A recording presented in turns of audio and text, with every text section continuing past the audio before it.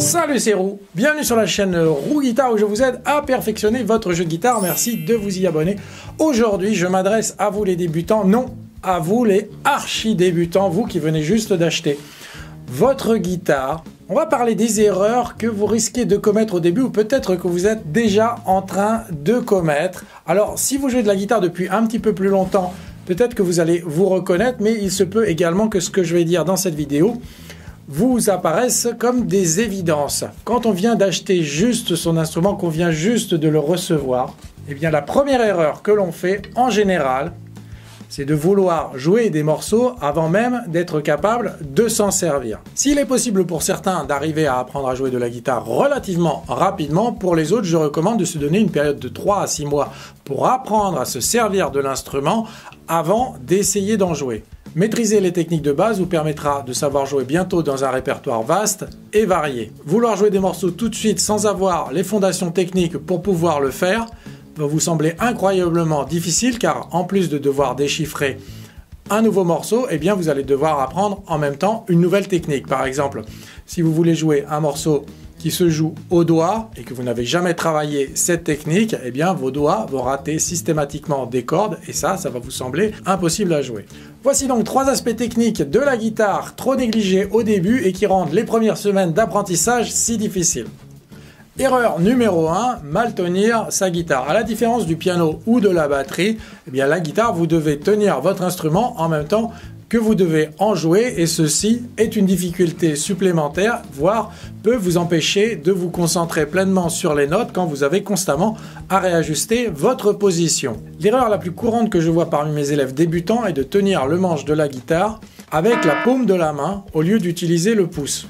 Du coup, les doigts sont aplatis contre les cordes et les étouffent. Pensez à utiliser le bout des doigts pour laisser de l'espace aux autres doigts.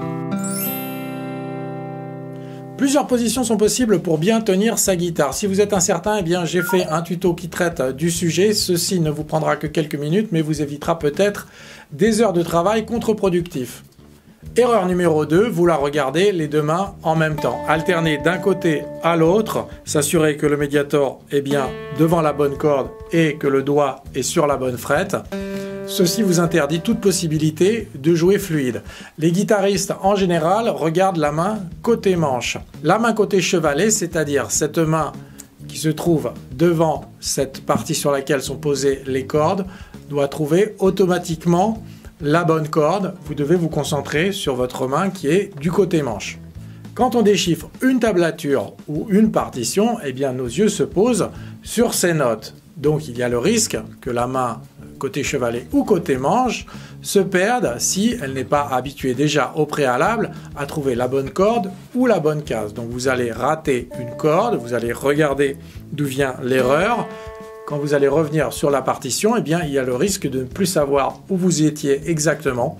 Donc vous allez reprendre du début. Et bien ça, c'est une erreur, puisque en fait, à chaque fois que vous reprenez du début, vous améliorez le début, que vous allez répéter un très grand nombre de fois sans obligatoirement corriger le petit endroit où s'est produit l'incident.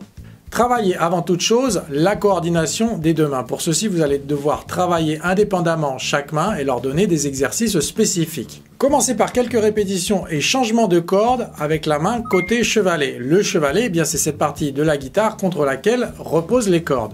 Faites 2 attaques vers le bas comme ceci sur chaque corde.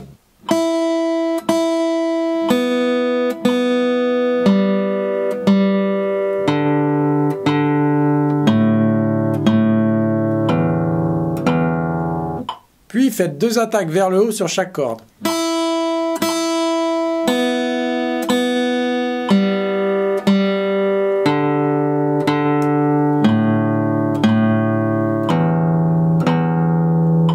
Si vous jouez au doigt, faites cet exercice en commençant par la petite corde.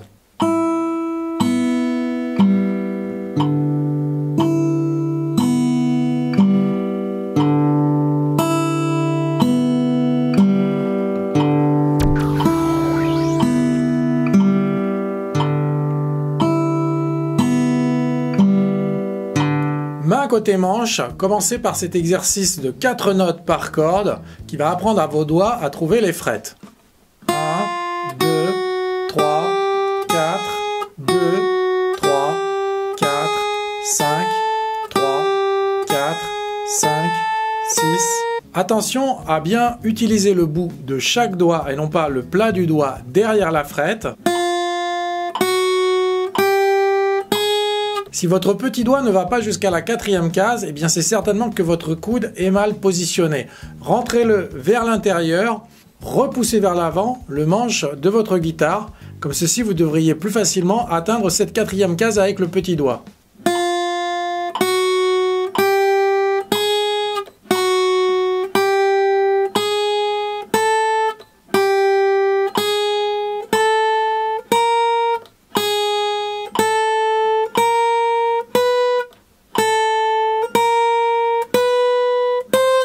On passe maintenant à la coordination pour travailler les doigts plus les changements de cordes. Vous allez faire 1, 2, 3, 4 et changer de corde.